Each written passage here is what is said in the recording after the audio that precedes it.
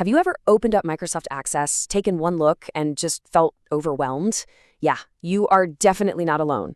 But what if I told you it's one of the most powerful tools out there for organizing, well, pretty much anything? Today, we're going to pull back that curtain and show you just how easy it is to get started.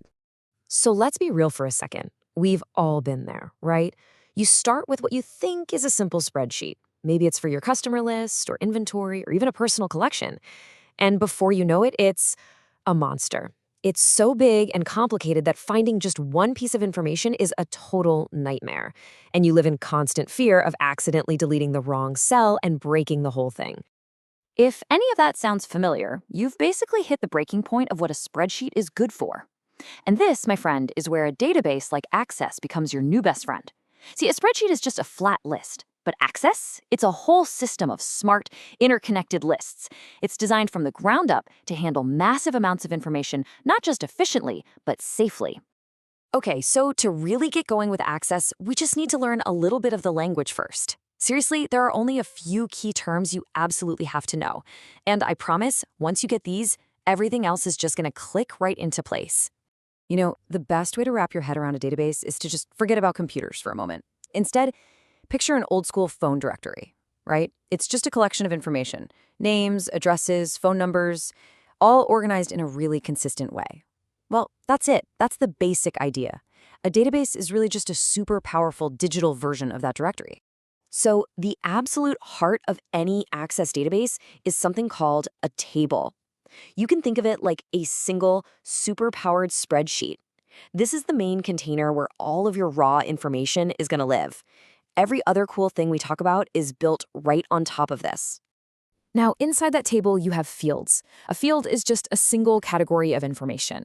So let's say we're building that customer database. We'd have a field for name, another for address, another for phone number. In spreadsheet terms, the fields are just the columns. So here in our example customer table, you can see the columns, right? You've got cust ID, name, address, city. Every single one of those is a field. It's a specific, dedicated spot that holds one particular type of information for every entry in our table. All right, next up we have the record. This one's easy. If fields are the columns, then records are the rows. A record is one complete set of information. So it's all the details about one single person or one single product. You get the idea. So back to our table here. Each individual row is one complete record.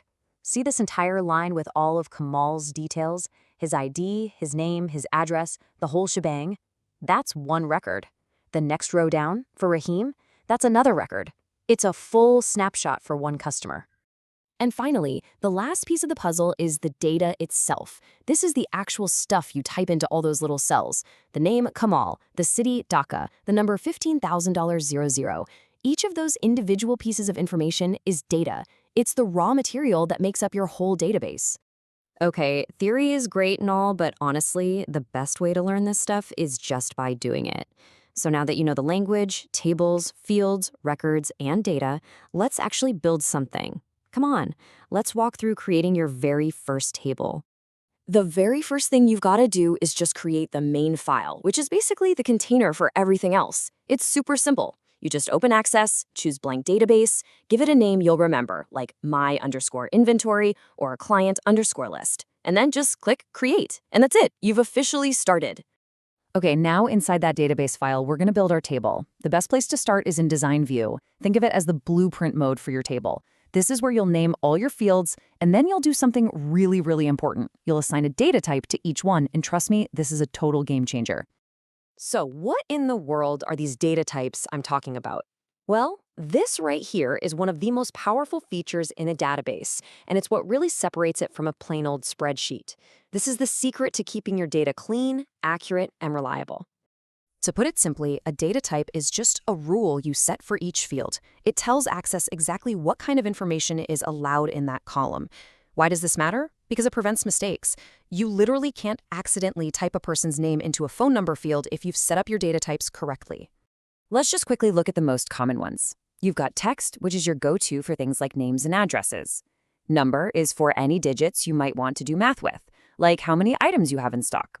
Currency is, well, for money. It makes sure it's always formatted like money. Date/time is obviously for dates and times, which is crucial for tracking orders. And then my personal favorite, auto number. This thing automatically assigns a unique ID number to every new record, which is perfect for stuff like customer IDs, so you never get duplicates. So there you have it. You now have the absolute fundamentals down. You know how to build a clean, reliable table to hold all your data. But here's the thing. The table is just the foundation. The real magic of Access is what you can build on top of that foundation.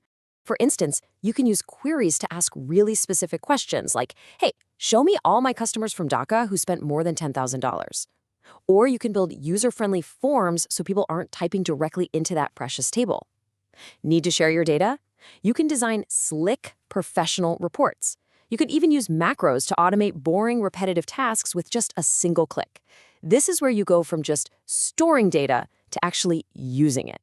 And that's really it. You now have all the fundamental building blocks you need to organize pretty much any messy pile of information you've got. You understand tables, fields, and records. So think about that crazy spreadsheet you have, or that stack of paperwork. What's the first problem you're going to solve? What will your first database be?